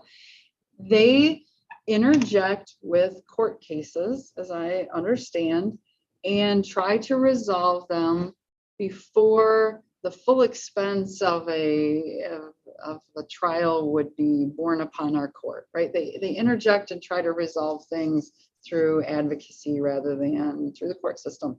And they logic that this saves our court system X amount of dollars. And so they're requesting funds to be able to continue their work. They've requested $40,000 in the fiscal 23 budget. So because it was a request that came to us, we built it in the Board of Commissioners department because it's a new request. I feel like if the board approves it, it probably could come out of the, you know, that'd be an appropriate department for it. So that's what's really driven that in the requested budget. So you'll have an opportunity to consider that request. Thank you for pointing that out because I skipped right past that. We keep going down. Information management budget, IT has gone way down, and I would guess that is kind of the same thing the admin is doing with background checks and advertising. We're now doling out costs of internet and all of those IT securities out to other departments. Plus, we don't have in the current year, we're replacing the phone system. And that's not being, you know, that's a capital expense. Obviously, it's not continuing. Facilities, we don't have those big capital projects in there. Drain commissioner budget is increased. You'll see as we walk through, he's got a number of personnel requests and a capital request for a truck that's pretty much driving that larger increase. As I look through here, really those departments are really holding their own. Community development, you'll see has come down a bit, and I presume that has some to do with the staffing changes as well, longer term. Nicole, I got a quick question on item 307, the medical marijuana grant. I know that's not the recreational tax or whatever that we receive. Was that the grant that we were getting that was like 25,000 or 15,000 that we put on like a CE program or something like that? Used to be. We used to get that much, and all of these dollars come from the medical marijuana registry card fees, right? So we get this back. Used to be about that, and we brought in an attorney to give a presentation, I think the last 3 years with those dollars. This year, we get around $7,000. So I think the medical marijuana registrants are coming down now that marijuana is legal. And so with the 7,000 this year, we chose to provide LockMed lock boxes to medical marijuana registry card holders in Isabella County to help limit the availability of the drug to youth, right? We want it locked up. In fact, we just took delivery of the first tranche of the LockMed We passed that, boxes. what, two board meetings ago? We talked about that, I think. I think so. So this is the product. And that's for the medical. Correct. Okay. This would only be for the medical marijuana registers. At this point, if there's something that the board enjoyed, do a project like that to open it up to all marijuana users, I suppose, but because of where the funds come from, this is just the medical. So we have to put in place a program to distribute those, but thanks for bringing that up, because we're also gonna have to put in place a budget for it so that we Yeah, can spend the I money. just saw it was all just dashes. Okay. Yes, Certainly an appropriate use for that. for I those think so. dollars. I think so. Absolutely. I mean, it's, I'm just surprised with the amount of recreational now that we're not hearing more and more of accidental poisonings. I mean, you see it on the news with people, young kids bringing gummies to school and something like that. Again, it's pretty passive way to help it. I don't think you're ever going to eliminate it, just like you're never going to eliminate accidental overdoses and things like that. But anything that can be done to prevent accidental ingestion of, again, you know, it's just the way our society is, and I'm not condoning or accept, you know, whatever. I'm not condemning or condoning.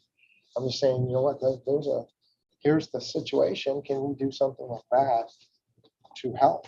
You're not going to eliminate, but you can help. Yes. And it's very, you know, it's a very easy thing to do. So, anyway. Yeah, so hopefully we can get them all distributed. And to Chairman Horton's point there, Melissa, those shouldn't all be dashes. We've spent some of that money in recent years. So why the 307 department here, medical marijuana, those shouldn't be dashes in former years, right? Because we've spent something there.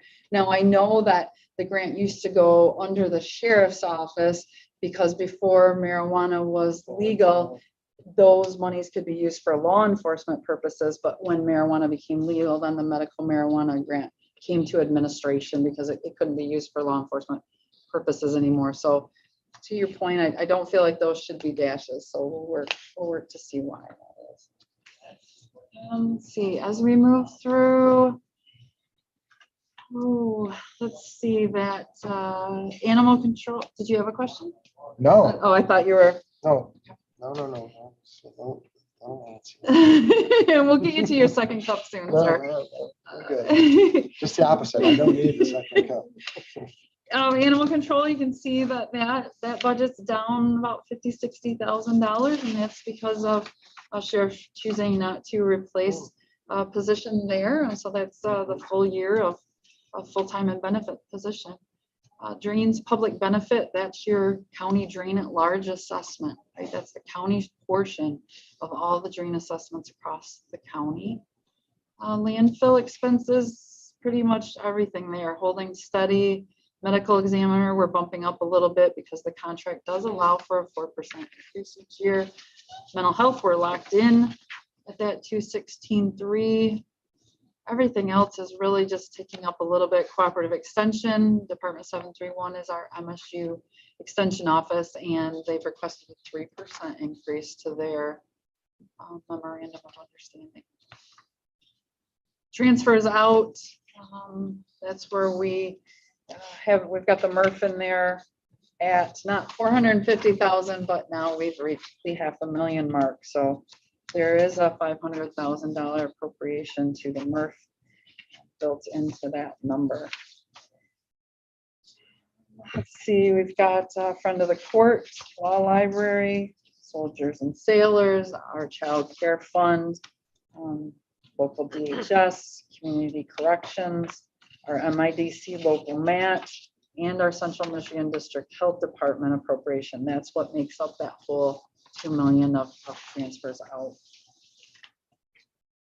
Any questions on that general fund revenues and expenditures? No, you sent her to 965, you just mentioned. I know we've seen them before on our reports. Is there any way we can see those spelled out? You betcha. I mean, or just let us know what that, I mean, we've commented on that before, some of the transfers ins and outs and all that stuff. But it just, And, you I know, always forget what that is. No, it's a great point. As I sit here, I forget what all is included in there. It's a great point to list that out, especially it's a sizable amount, right? I mean, it's 10% of your expenditures. You should know where those are going. So that's where we end up with our tremendous $4.6 million deficit in general fund for the requested budget. That's the top of the next page, all the way to the right. You see, we're in red there for net of revenues and expenditures. And if you look at this sheet of other funds, you'll see that every fund is using some of its fund balance or budgeting at this point to use some of its fund balance. Now, I know specifically in Parks and Rec and Commission on Aging, I feel like maybe we haven't increased their tax revenue to where it could be. So, maybe that'll help to use less fund balance, but that's certainly the theme here across the board. Current budget, Commission on Aging, that 975,000 use of fund balance in red that you see there is because of that pavilion, that budget amendment we've just approved for the pavilion. That's why that's up so high. In the building inspection fund, I would point out they are in a deficit in the requested budget of just over 41,000. And Nicole, that's, go ahead. Real quick, I'm sorry. Mhm. Backing up to the Commission on Aging, you said the expenditures of the 975. So looking compared to, give me 1 second. Mhm. Why is it a 700? Maybe I'm doing math wrong. We got the amended at 3.6. And that was roughly 9. So what was the pavilion? What was it? What was it? 509, I think. Okay, we back it down to 3.1. So we went up 2.5 to 3.1 to 3.2. Okay. All right, now it makes more sense. Sorry. Never mind. You are fine. Please ask. You do not have to save your questions till the end.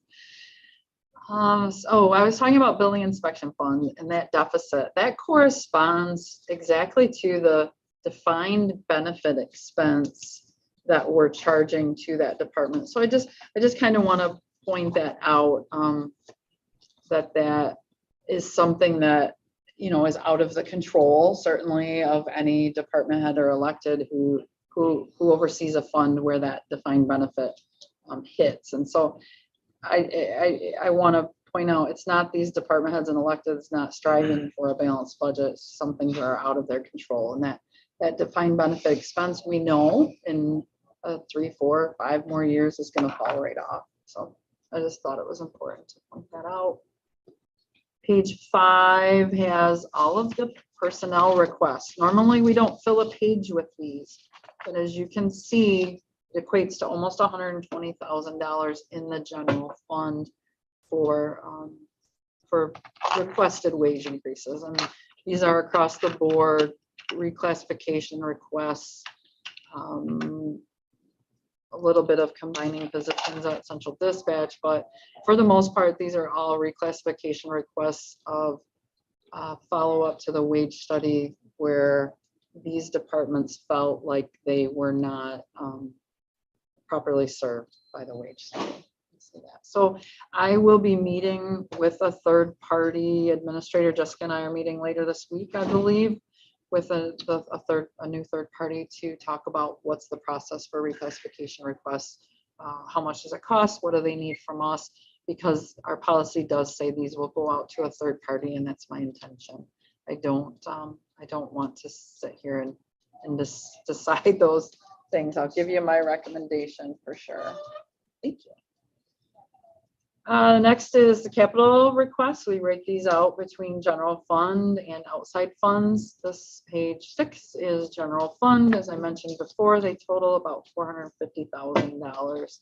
A lot of good works here. Your facilities director is doing a great job to identify how to save money long-term. You see a couple of these lighting retrofit projects on here. Yes, there is a cost to that, but there's also a payback, generally over three-ish years. These are paid back, and then we start saving money. So if we can agree to spend some money on the front end, it will serve us well long term. Sheriff's looking for a few new vehicles, and that Carpel import export is actually something that they're looking at doing in conjunction with the prosecuting attorney's office. So there's a nice little collaborative effort going on there. I mentioned drains requesting a new truck. It's an interesting theory, you know, the new truck we're getting this current fiscal year in facilities. The thing is, well, I think it's a 80 something, right? It's well past its use. We run it into the ground. There's literally no value and it's probably not even safe, right? If we sold it on a Ranger bid as is, we get nothing for it. Now here in drains, I think they have a 2015, I want to say 2014 truck with less than 50,000 miles. So the logic is, what can we get for a trade-in?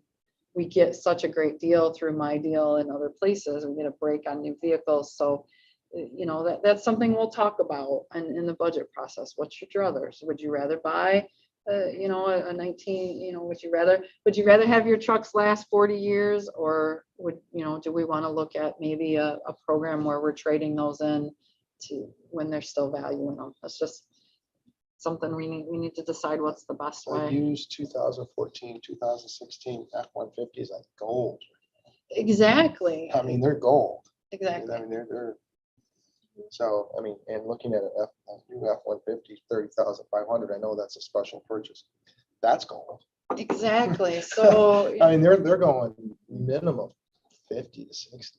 That's, I mean, they're pricey. And again, just because of the supply and demand. So. yep, and they recognize that's happening right now. So we do have a large capital request from Information Systems for a new an upgrade to our video security system in this building, the court building, the sheriff's office. It's wherever we have cameras. I guess, sorry to interrupt, keep interrupting, and I know we're really running late on time, and it's killing me, and I'm sure it's killing the other commissioners, so I don't want to keep going. But, let's look at where we're at as a society today. I'm seeing we're purchasing a pickup truck F-150, not electronic, not an e-vehicle. Where's the county at? Again, this is going to be well beyond my discussion. This is my last budgetary discussion. But where's the county at moving forward for EVs? Are they looking at, is there a plan in place to purchase EVs? Is there a plan? Do we have the infrastructure to warrant EV charging and things like that? Because there's going to be, that, and there could be some breaks and benefits to do that. We just had a big Facebook fiasco and national thing about the price of gas, yet we're purchasing gas vehicles. So if we're going to go that way, and the society's going that way now, how quickly we get there, it's whole other thing. But do we start looking at that now? Instead of, again, this is for the next boards to decide. But again, I think if you're I don't know what, We should be thinking about it, I think. I mean, there's EVs now with a 250-mile range. I mean, it's one thing, it's one thing to look at the Ford Interceptor that's got to go, boom, boom, and I don't know, an EV, again, my knowledge of that is what I just said. But, certainly F-150s, I think Ford does have an F-150 that's an EV. And it's driven, it's going to be by the drain department. He doesn't have to go 0 to 80 or 0 to 90. I don't think he does. Well, Unless actually, the EVs are much quicker than. you said that. You've told me. Yes. You've told me that. So again, just food for thought as we go forward as a county, as we go forward as a society. Again, I'm not touching that wire today, but I think that's something that needs to be looked at in the future. You also make a hybrid police interceptor based on the Ford Explorer. Be a little more expensive, of course. Especially with the police vehicles, though, I'd like to, we don't want, but they have their $80,000 and it's, $80,000, 80,000 mile, whatever, I can't remember what it is. So it's a little different than 160,000 on a pickup truck versus that. So it may not be, you'd have to see what that price point is. Yep. Anyway, sorry, I did No, not a mean to carry that great on. discussion. There's So- not a plan in place, but we certainly, knowing that's something you're interested in, we can start those conversations. I'm guessing traditionally it's not been on our mind because of the range, right? Makes sense for city of Mount Pleasant. They don't leave city proper hardly. Drain commissioners all over the county, right? Inspections are all over the county. Commission on Aging is delivering meals all over the county. But the range now has increased so much. I think the mentality is, oh, electric doesn't work for us, but I think today's electric might. They do work in the winter time. in the cold. We may have to take a look at, yeah, some departments can use it. Parks and Recreation, we have to haul around heavy equipment, it'd be a drain on electrical systems and maybe not applicable, but should be a discussion we have. Okay. Love it. Thanks for bringing it up. The last page of the draft budget document just delineates the capital improvement request from funds other than general fund, and a continuation of the next gen project from 911, more lighting retrofits, and a vehicle at Commission on Aging. Childcare looking for a furnace replacement at non-secure facility and boiler replacement at day treatment. Drain Commission did put in a request for Lake Isabella water supply well rehab of well number 1. We are doing well number 2 rehab in the current fiscal year.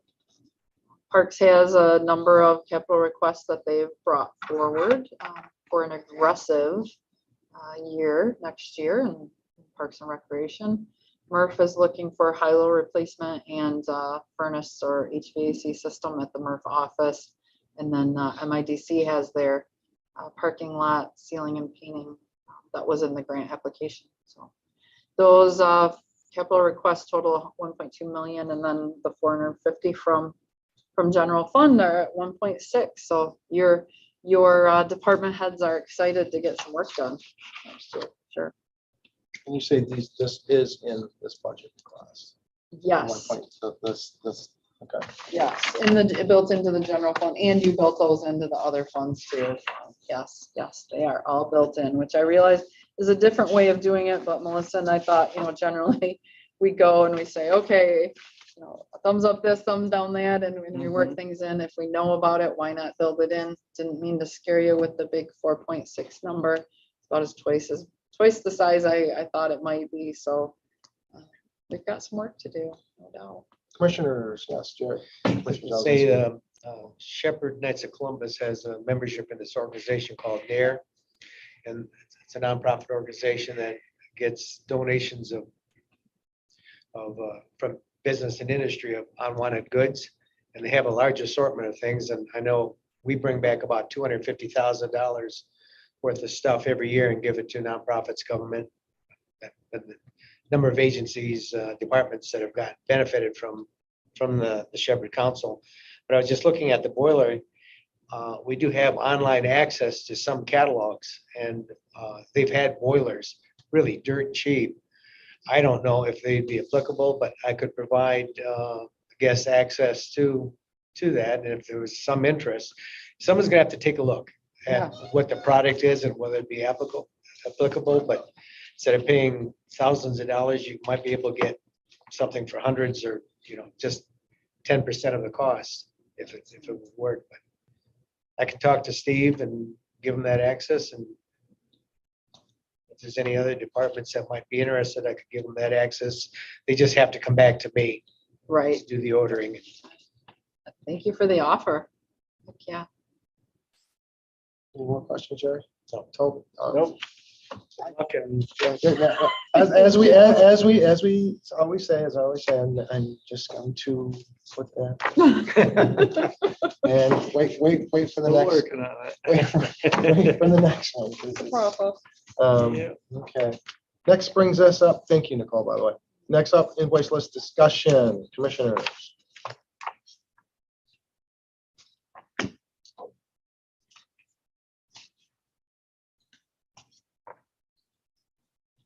I didn't see anything. I didn't see. Stuck out. Of Again, course, I didn't- you had already mentioned, I think, Administrative Controller already mentioned the tax sale surplus, the one that's mentioned here. And that would, just to clarify, I think that 89,000 we're talking about tax sales surplus, that's going back to those folks on the invoice list. That would have gone into the PA 123 fund, not delinquent tax fund. I just want to make, I want to make that clarification. Okay. And Delinquent that tax gets 89 made whole because it's paid for the interest payments and all that admin that gets paid. And the last time the invoice list had like a $45,000 one. This is not in addition. We had to void that one because they had 2 claims. They only claimed one. And then we realized that they were allowed to claim that second one. So we voided that first check because they never received it. It went out in the mail a couple weeks. And then we realized we had to add. So this is not in addition to that other 40. This Includes. includes that other 40 plus the additional for a second claim. Thank Because they you. had 2 properties. Thank you. So it's not the 40 plus 89. Gotcha. Thank you. Okay. I don't see anything really too much out of the ordinary, so. Okay, that completes the invoice list discussion. All right. Next up, announcements. Commissioners, any announcements? Just again, I won't be here at the meeting, so you'll have to find somebody else to help you. Now, with what the meeting are we talking? You talking the next board meeting? Next board meeting. So, okay, Commissioner Hope or Chairman Hope, you have anything? I don't. I have nothing. Call to the public. Nobody, anything on? There is not at this time. Well, then, in the interest of time, I will adjourn the meeting at 11:55. Kept it under 2 hours.